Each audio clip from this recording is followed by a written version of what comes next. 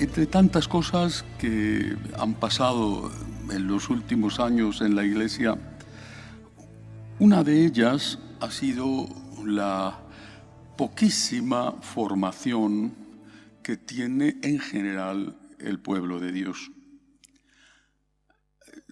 Hace ya años, siendo Papa Benedicto XVI, en un importante discurso a la Curia Vaticana, constató esta poca formación y dijo que lo que sabían en ese momento ya los ancianos era menos que lo que sabían antes los niños. Décadas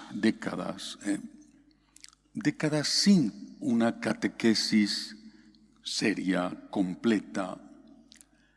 Esto ha tenido muchas consecuencias. Una de las más trágicas, desde mi punto de vista, es la ruptura en la transmisión familiar de la fe. Una fe que se adquiría en casa de forma natural. Veías a tus padres ir a misa, ibas con ellos a misa, te enseñaban a rezar, te enseñaban el respeto a lo sagrado, y eso iba permeando en ti por ósmosis, sin darte cuenta, hasta que después, cuando ya llegaba la hora de tu crisis de adolescencia, la mayoría por lo menos hacía suya esa fe de sus mayores. No solo porque era una rutina, sino porque durante los primeros largos años de su vida había sido su oxígeno, había sido aquello que le ayudaba a dar sentido a su vida.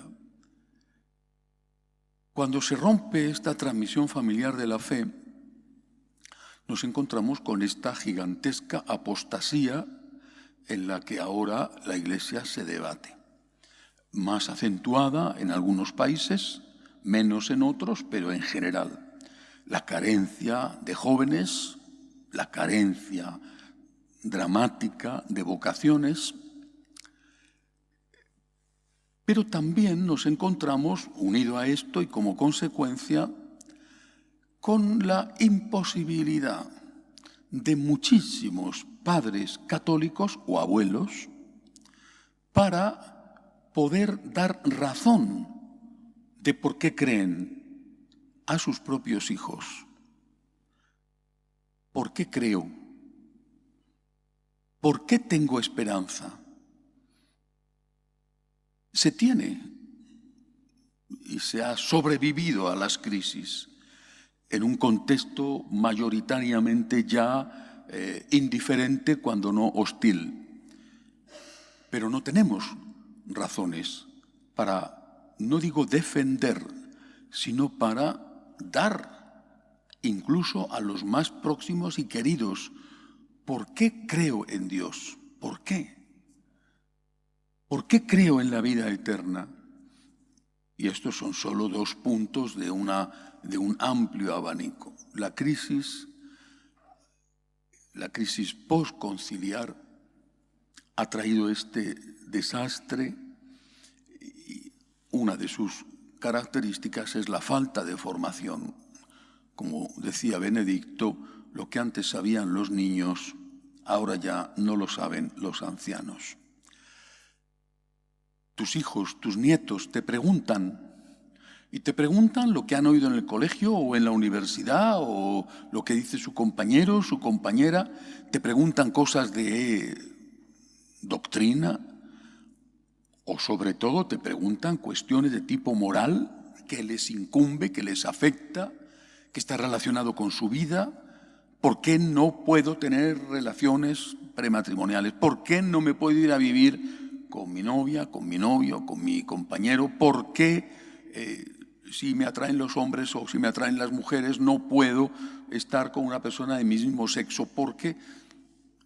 Y este pueblo de Dios, que no ha sido formado, que no ha sido preparado y que también en cierta forma es culpable porque no ha buscado esa preparación, este pueblo de Dios no tiene respuestas a esas preguntas vitales que le están haciendo los suyos y luego otros también en tu trabajo, bueno, sobre todo cuando hay un escándalo, cuando se sabe un cura ha hecho una fechoría, ya sabes que vas a ir al trabajo y se van a meter contigo, anda que los curas, anda que tal, bueno. Para nosotros los franciscanos de María la formación es un elemento muy importante dentro de nuestra espiritualidad. No el más importante, pero es muy importante. Si la raíz es el agradecimiento, la formación es algo que experimentamos como necesario para poder dar razón de nuestra fe, amar a Dios, no entrar en crisis de fe y ayudar a otros a que amen a Dios y a que no entren en crisis de fe. Tenemos ya 11 cursos de formación en la fe, 11 con 52 temas cada curso. Imaginaos lo que eso representa, el trabajo que representa. Pero ahora quiero dedicar las meditaciones de este curso a ese tema. Ahora me parece imprescindible centrarnos en un aspecto de la formación que de todos quizás sea el más olvidado y desprestigiado. Antes eso se llamaba apologética. La apologética, si tuviéramos que buscar una acepción en el diccionario, seguramente la primera que aparecería es defensa de la fe, pero no solamente de la fe. Estoy haciendo apologética de algo, estoy defendiendo algo o ensalzando algo. ¿Por qué cayó en desuso y fue incluso visto de forma peyorativa la apologética en estos años largos del posconcilio? Porque nos parecía que intentar convencer a alguien era algo que se salía de lo que el posconcilio pedía, era proselitismo. Bueno, tú deja que la gente por sí misma descubra, tú no tienes por qué intentar convencer. Y repito, se vio como algo de mal gusto y se abandonó. Llevamos décadas de esto que os digo, se abandonó lo que antes era una asignatura importante en la formación de los seminaristas. Ya no se estudia la apologética, no se estudia y no se transmite, por lo tanto, no estamos preparados. Los sacerdotes no han recibido una preparación de defensa de su fe. Repito, porque se consideró que era algo de mal gusto, que la fe tenía que transmitirse por sí misma, casi por ciencia infusa. Los sacerdotes no sabemos, no tenemos argumentos para defender la fe, no los hemos aprendido, no nos lo han enseñado, quizá alguno por su cuenta ha buscado. Bueno, incluso se ha pensado como algo malo, casi pecaminoso, hacer lo que se llama proselitismo, aunque el concepto de proselitismo es suficientemente ambiguo para que algunos lo confundan con evangelización. Desde mi punto de vista, la apologética es una parte esencial de la evangelización, en tanto que evangelizar es proclamar la buena noticia de que Dios existe, Dios es amor, Dios ha muerto por ti y hay vida eterna que nos la ha regalado Jesucristo con su sangre derramada. Esto es evangelizar. Evangelizar es proclamar.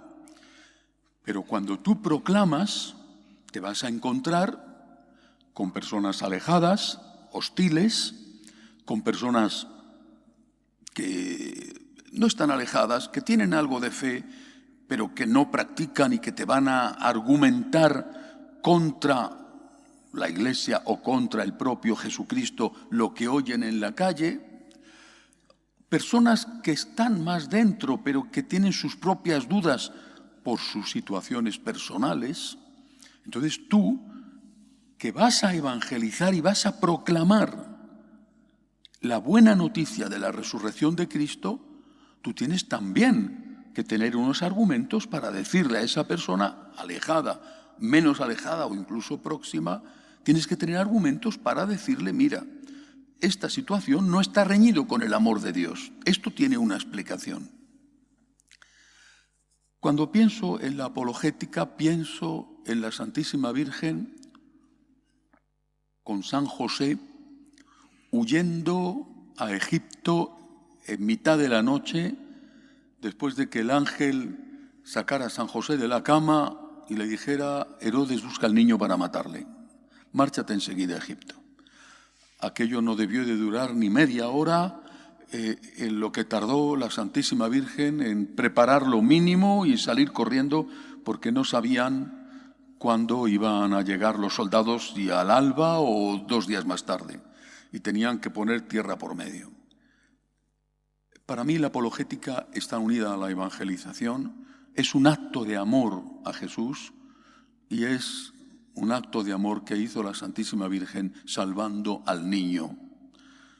Es decir, hay momentos en que hay que defender a Jesús, hay que defenderle. Hay que defenderle como hizo la Virgen, sin violencia, sin ser agresivos. Hay que defenderle con razones, con argumentos, pero hay que defenderle. Y estamos en un momento en que tanto desde fuera de la Iglesia como desde dentro de la propia Iglesia, Jesús necesita ser defendido.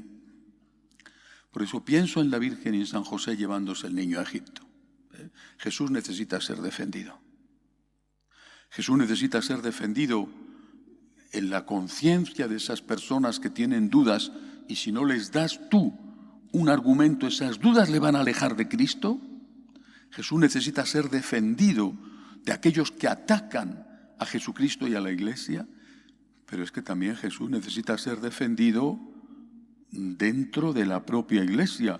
Por ejemplo, necesita ser defendido insistiendo en la presencia real del Señor en la Eucaristía y en que no se puede comulgar sin estar en gracia de Dios, que es uno de los grandes debates, increíblemente, que hay en este momento en la Iglesia.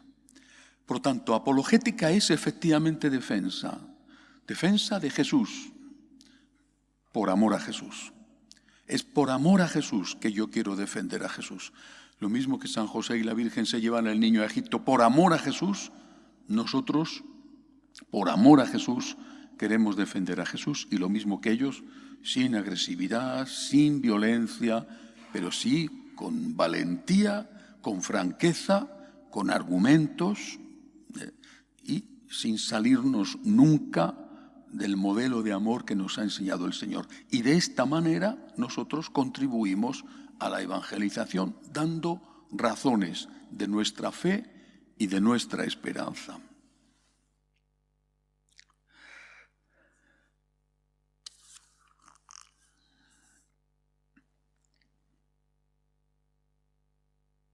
La apologética tiene, por lo menos en el curso que voy a desarrollar, tiene 3 grandes bloques de argumentos en defensa y en presentación, no solamente defensa de nuestra fe.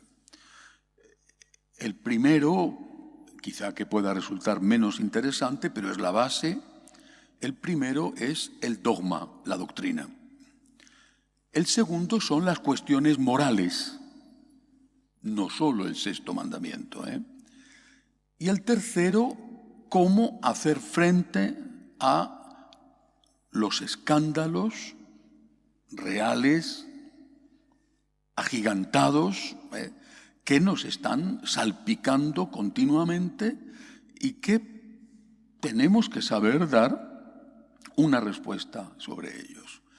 Voy a intentar, si Dios quiere, que a lo largo del curso pueda presentar todas estas cosas, por lo menos las esenciales. Empezamos con el dogma.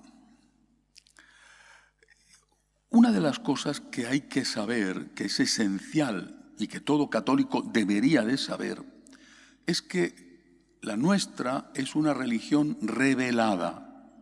Revelada. ¿Qué significa? Es una religión que tiene unos principios dogmáticos, una fe, unas creencias, que ha sido revelada por Dios. Eso significa que nuestra religión cree en unas cosas que no proceden de los hombres, de un hombre, de un grupo sabio, de sabios, de la mayoría, de el conjunto de la humanidad.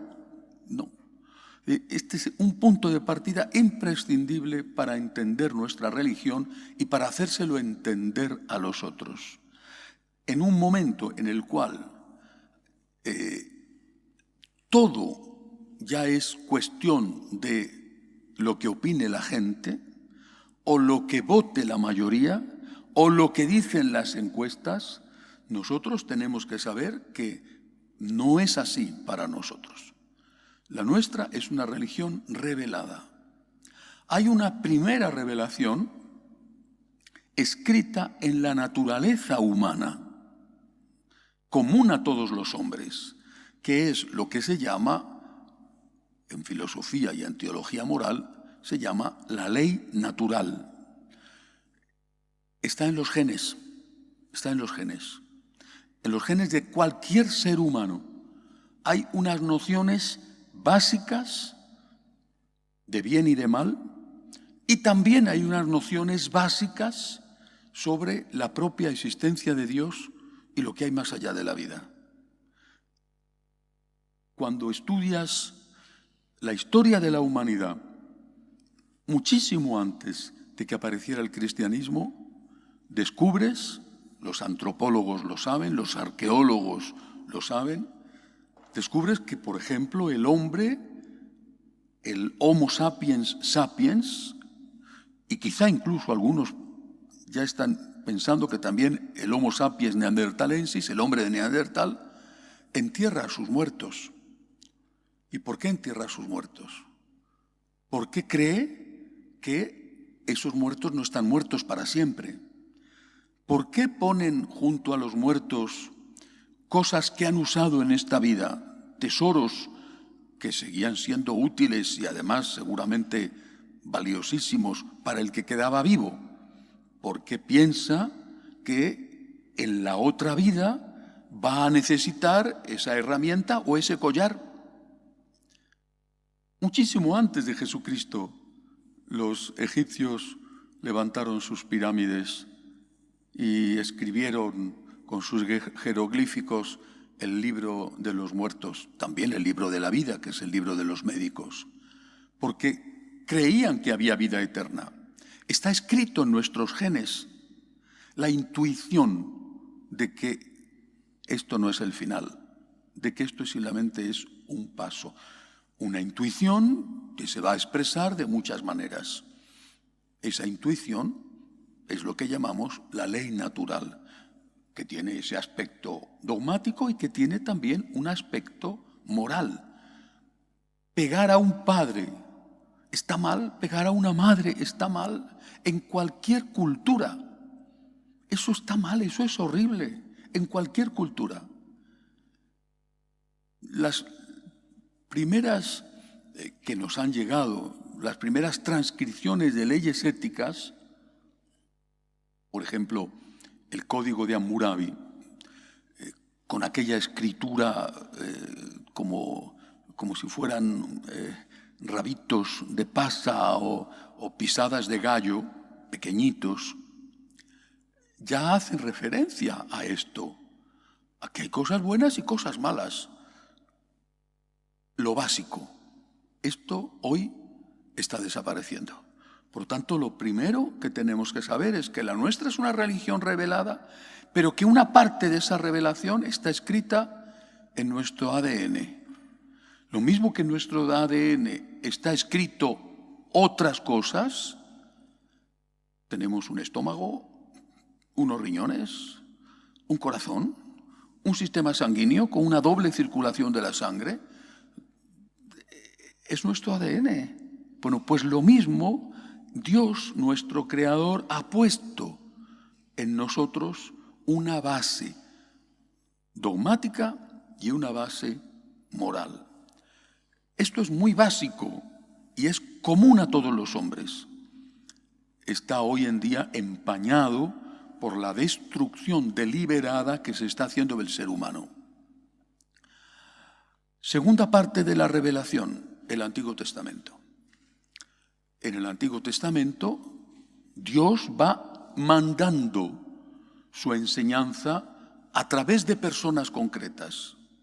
Abraham, por ejemplo, la fe en el único Dios, solo un Dios, no dioses, no solo uno. El hombre ha creído en la divinidad, pero lo ha expresado diciendo, hay un Dios en los arroyos, hay un Dios en los bosques, hay un Dios en el campo, hay un Dios. Solo hay un Dios, y este Dios es el Dios que ha creado todo. Y sigue mandando en el Antiguo Testamento mensajes con mensajeros. No solamente Abraham, o no solamente los patriarcas. La importancia de Moisés, el decálogo, que es la sintetización magistral de esa ley moral natural. Sobre todo los 7 mandamientos que hace referencia al hombre, que es la ley moral natural puesta de forma esquemática y racional. No mates, no robes, no desees la mujer o el marido de tu prójimo, no mientas. ¿A ti te gustaría que te mintieran?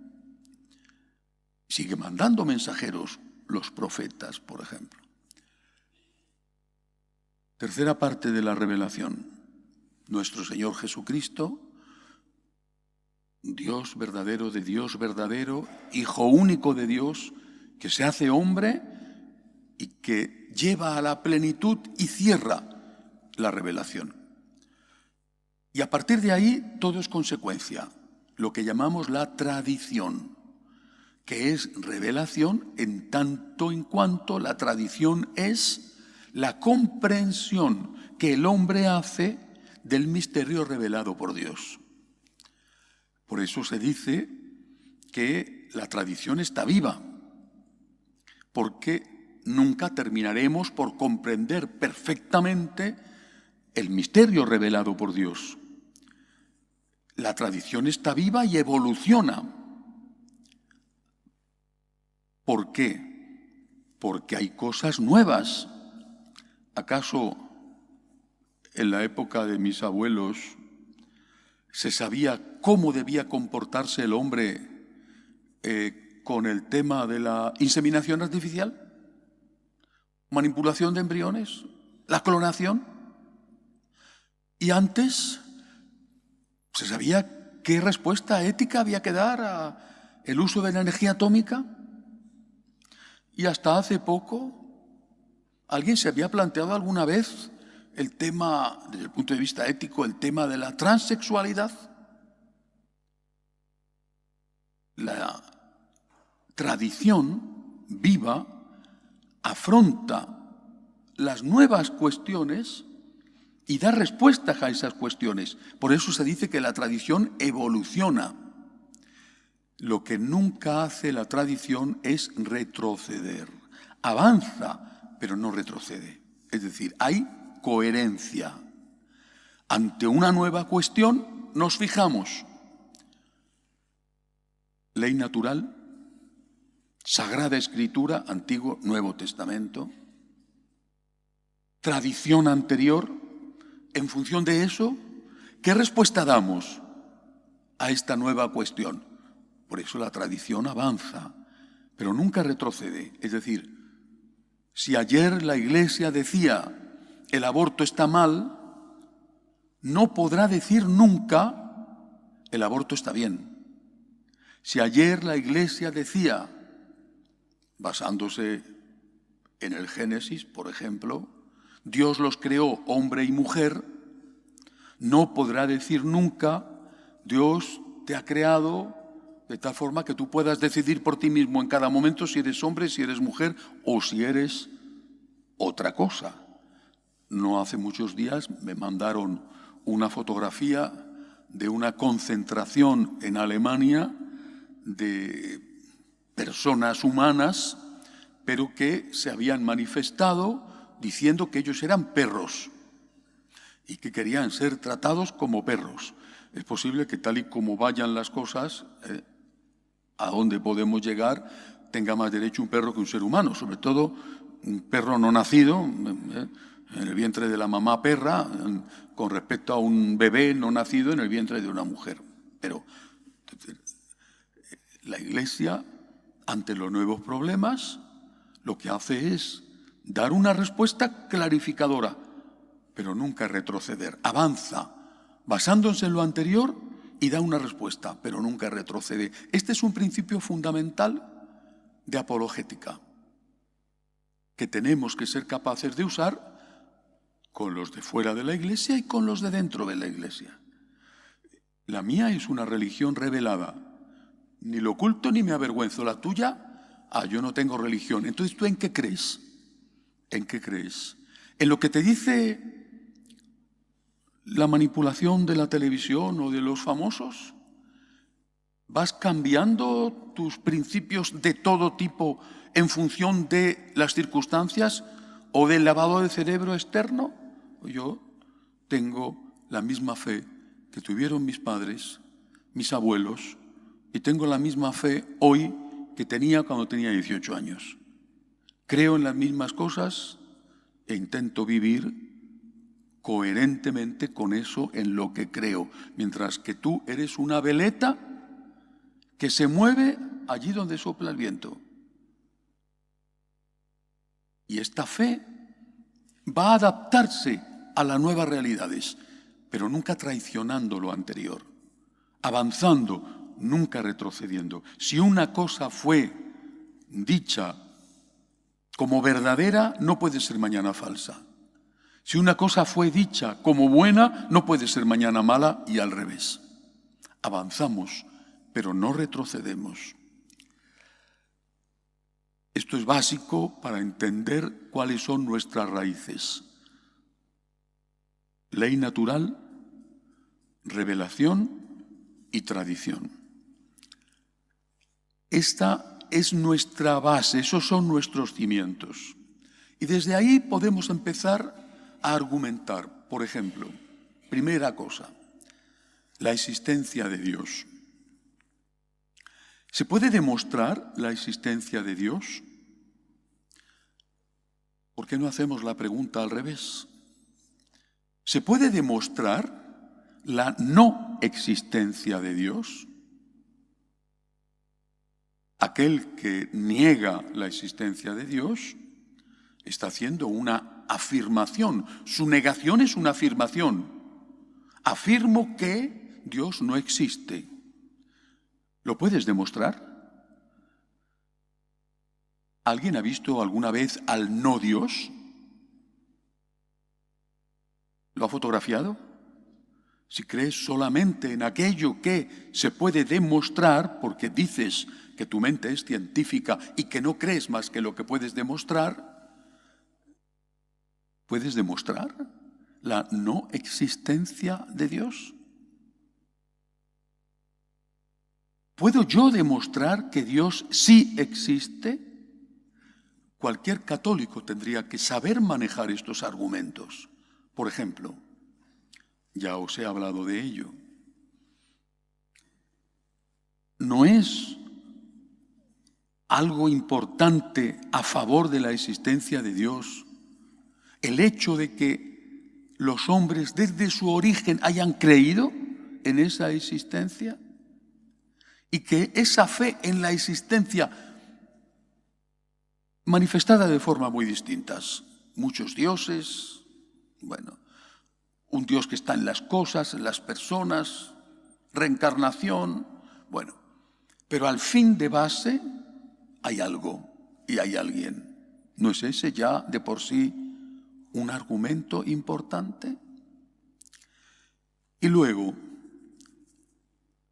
hablando de mente científica a mente científica, ¿cómo justificas, cómo explicas la existencia del mundo? Hay más estrellas en el universo, está calculado, que granos de arena en todas las playas de la Tierra. ¿Cómo explicas eso? ¿De dónde viene? En su ignorancia, porque la inmensa mayoría no ha leído nada. Y esa es nuestra ventaja. Te van a contestar probablemente el Big Bang. No saben ni lo que es. El Big Bang. ¿Y qué es el Big Bang? Pues que no había nada y un día hubo una explosión. Y de ahí ha salido todo. ¿Y solamente ha habido una explosión en tantos millones de años? Porque ¿cómo justificas que no haya nada y que haya una explosión y de ahí salga todo? ¿Eso es racional? ¿Eso es científico?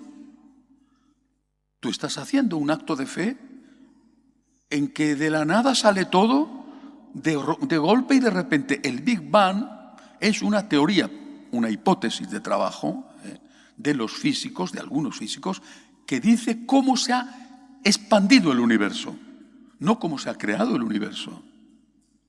Porque los físicos, los astrónomos, no pueden demostrar cómo se crea de la nada algo. ¿Hay algo?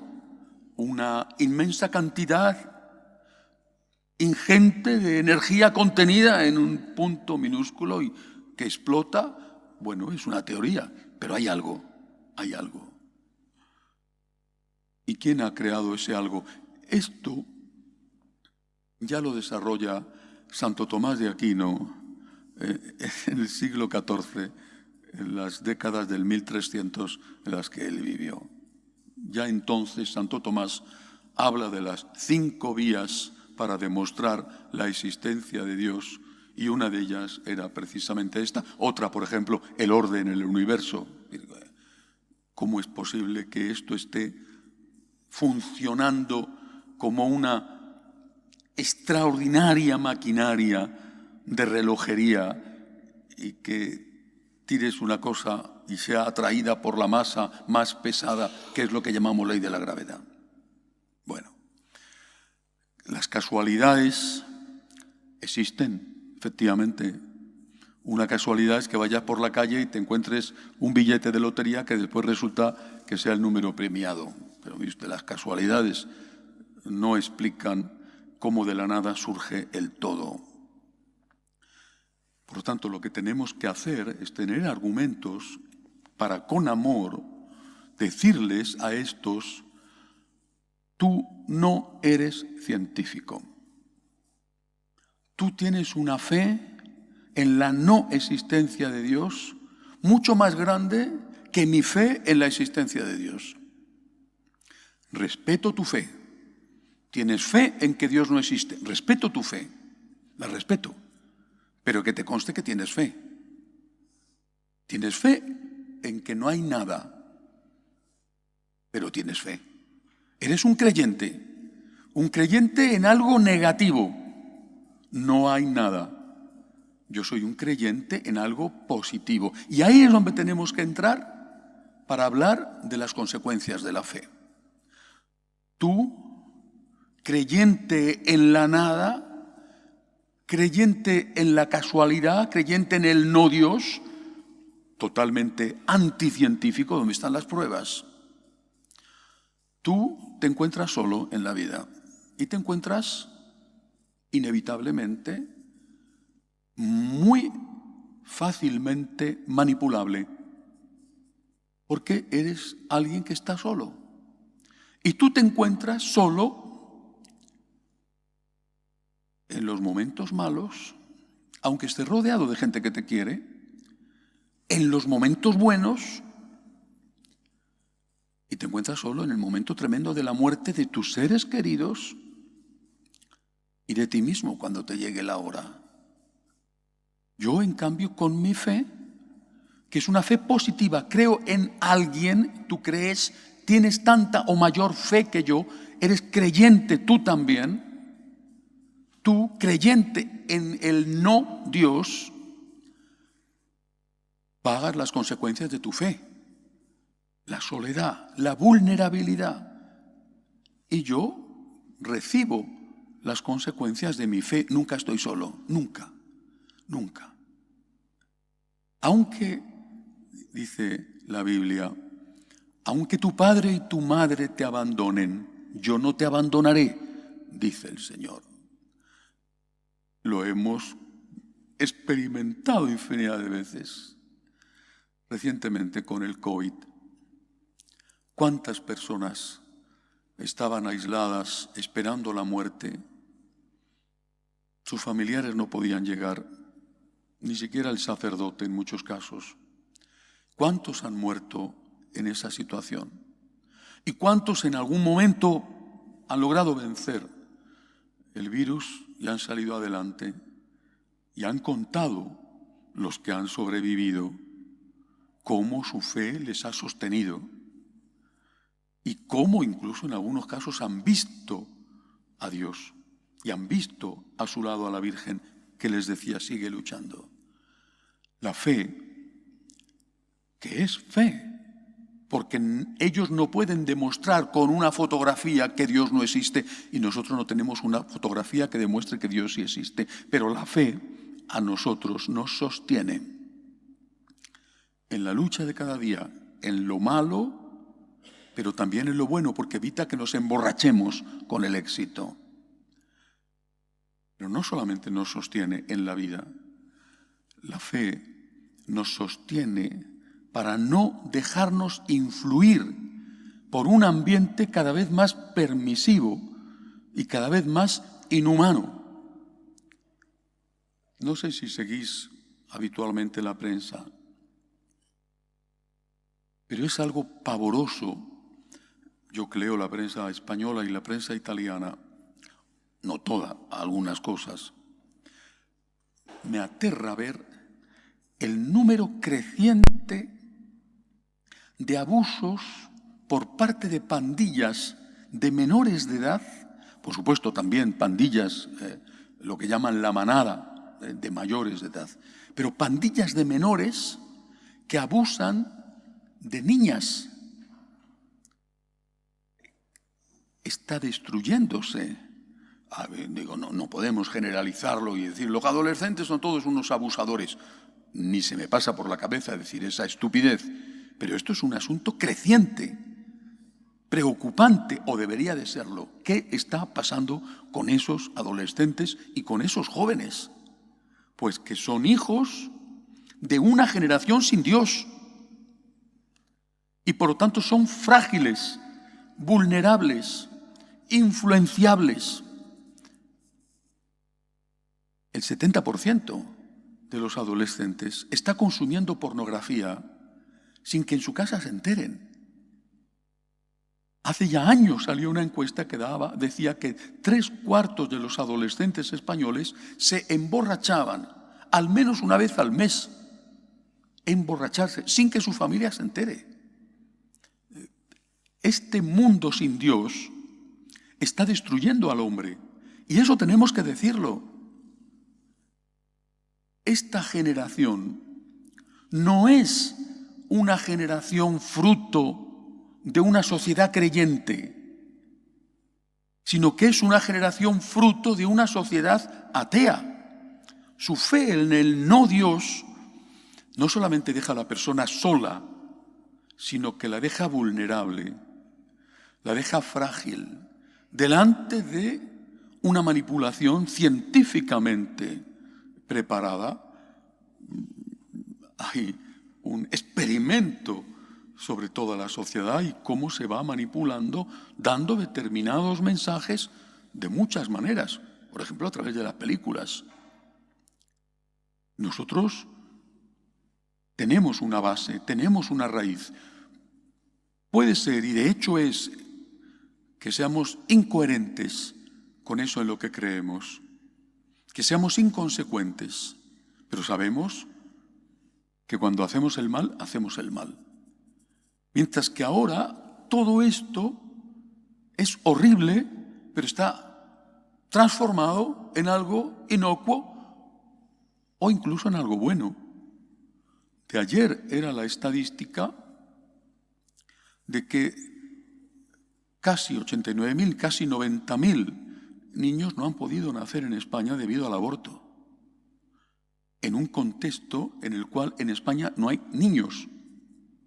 90.000, han nacido 400 y pico mil, o 300 y pico mil, más los 90.000 tendrían que haber sido casi 500.000, más luego los abortos debido a las pastillas, que no se pueden contabilizar, la píldora del día siguiente. Una generación sin Dios se convierte en una generación que mata a sus niños en el vientre de su madre, rompiendo la columna vertebral que sostiene toda la naturaleza, el amor de la madre al hijo. Lo ves en los pájaros, lo ves en las leonas, lo ves en las hienas, lo ves. El ser humano se degenera porque se ha alejado de Dios y mata a sus criaturas y destruye, por supuesto, su propio futuro. Ahora, no solamente mata al niño, ahora destruye su futuro con todo lo que representa el cambio que se va a producir en países como el nuestro, con una presión emigratoria fortísima que viene a llenar un vacío que incluso desde el punto de vista laboral y desde el punto de vista de los costos de la seguridad social y de las pensiones de los ancianos es ya insostenible. No tener fe en Dios, tener fe en el no Dios, deja al hombre solo y deja al hombre vulnerable. Y le deja desesperado. Desesperado a veces incluso en el sentido más brutal de la palabra. Estoy desesperado. Y otras veces simplemente en el sentido de falta de esperanza. No tengo esperanza. Tu muerte, ¿cómo la afrontas? ¿Cómo la afrontas tú con tu fe en el no Dios? ¿Y la muerte de tu hijo? ¿Y si has querido a tu padre y a tu madre, la muerte de tus padres? ¿O de tu cónyuge, si le has querido de verdad? ¿Cómo lo afrontas? Porque eso es un desgarro espantoso. Tú que tienes fe en que no hay nada, estás solo en la vida, estás solo en lo bueno y en lo malo, eres vulnerable a las manipulaciones y no tienes esperanza. Estás desesperanzado y a veces incluso desesperado. Esto tendría que ser algo, estos argumentos, que aprendiéramos de memoria, porque los tienes que transmitir a los tuyos, que son los que ya están en crisis de fe. San Pablo decía, tenéis que dar razón de vuestra esperanza. Y en la primera carta a los tesalonicenses les dice, no queremos que ignoréis la suerte de los difuntos, para que no os aflijáis como los hombres sin esperanza. No dice para que no os aflijáis, porque ¿quién no se aflige cuando se ha muerto alguien a quien quieres mucho? Para que no os aflijáis como los hombres sin esperanza. Y hablaba a los cristianos que vivían en una sociedad creyente. Los paganos eran creyentes en muchos dioses, eran creyentes, pero no creían en la vida eterna.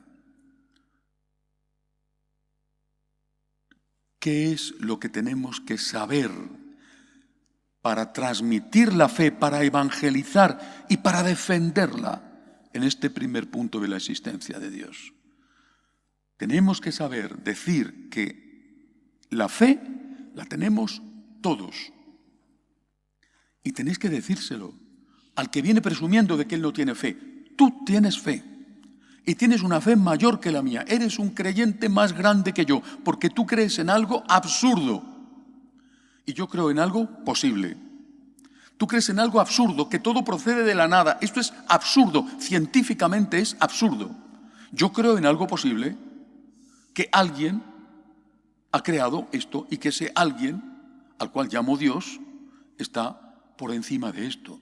Es fruto de sus manos. Además, eres poco inteligente. No solamente tienes una fe absurda, irracional, sino que eres poco inteligente, porque tu fe te hace daño.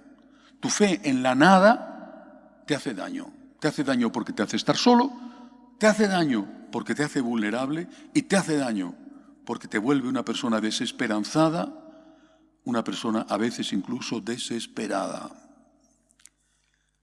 Termino. ¿Qué pasará el día de nuestra muerte? ¿Qué pasará?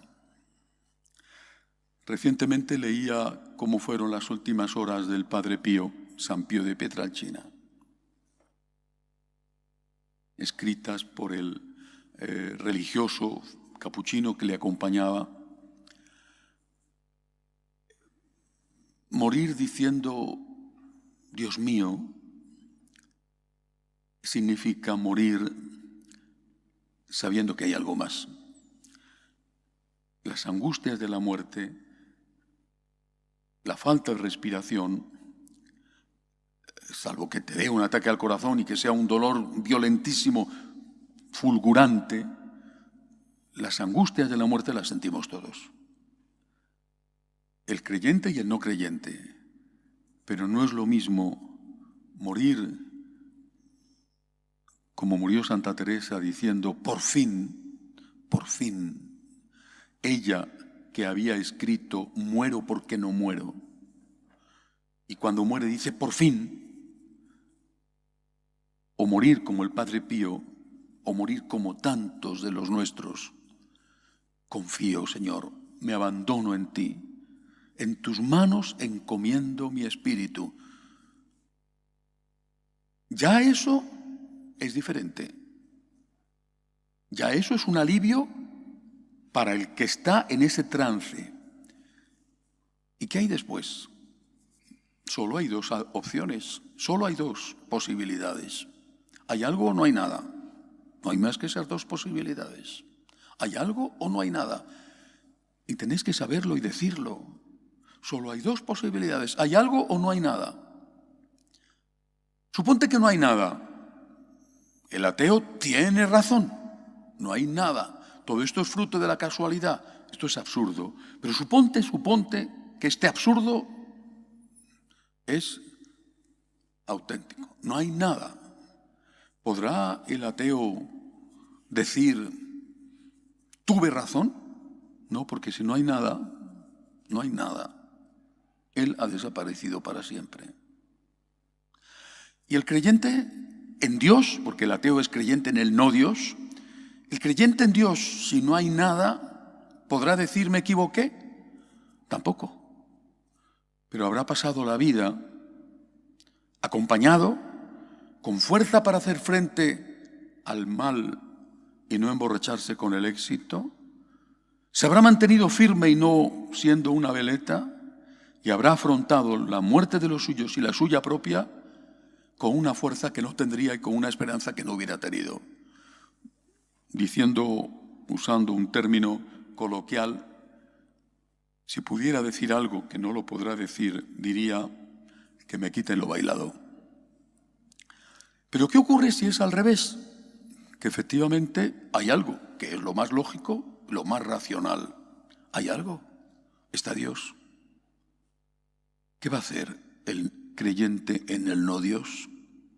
Cuando de forma irracional y obstinada ha insistido en negar lo que es evidente, lo que ha creído el hombre siempre desde que el hombre existe. ¿Qué va a hacer? ¿Qué va a decir? La misericordia de Dios que es infinita, Dios sabrá, vale. Pero ¿qué va a hacer? ¿Qué va a decir? ¿Qué va a hacer el creyente en la existencia de Dios cuando se encuentre allí cara a cara con el Señor? Dirá, acerté de pleno. He vivido con Él, me ha sostenido en lo bueno y en lo malo. He afrontado este trauma de la muerte acompañado y aquí estoy en tus manos. Hay un cuento, una historia muy bonita. Es una historia, no, por supuesto, pero es muy bonita. Están en el vientre de la mamá dos gemelos y hablan el uno con el otro. Nos que está llegando la hora. Sentimos los dos que esto está terminando, que vamos a ir allí afuera y no sabemos lo que hay. Aquí está todo oscuro, no sabemos qué habrá allá afuera, estamos tan bien, tan a gusto, calentitos, alimentados. Tengo miedo a salir, ¿qué habrá? Nunca ha venido nadie de fuera a decirnos lo que había, ¿qué habrá? Y le dice uno al otro, a ti te toca 2 minutos antes que a mí, sale, si hay algo avísame. Sale el primero y el otro, espera, no vuelve nadie. Voy a morir, no hay nada, mi hermanito no ha vuelto, no hay nada, voy a morir. Así que sale el segundo y se pone a llorar. Y cuando puede abrir los ojos se encuentra con la cara de su mamá. Esta es nuestra experiencia. Y esto es lo que tenemos que ser capaces de transmitir con la vida, con la alegría de vivir, con la esperanza que tenemos, pero también con argumentos. Esto es apologética y esto es evangelizar. Ayudar a los nuestros que están perdiendo la fe, que les están robando la fe de sus mayores, ayudarles con argumentos que entren en su cabeza. No bastará, porque la fe es un don, pero esto es necesario que lo tengamos bien presente, que sepamos manejarlo bien y que sepamos, por supuesto, comunicarlo y transmitirlo bien. Que Dios nos ayude a defender a Jesús de los Herodes de fuera y de los Herodes de dentro. Terminamos con una oración. Dios te salve María, llena eres de gracia, el Señor es contigo.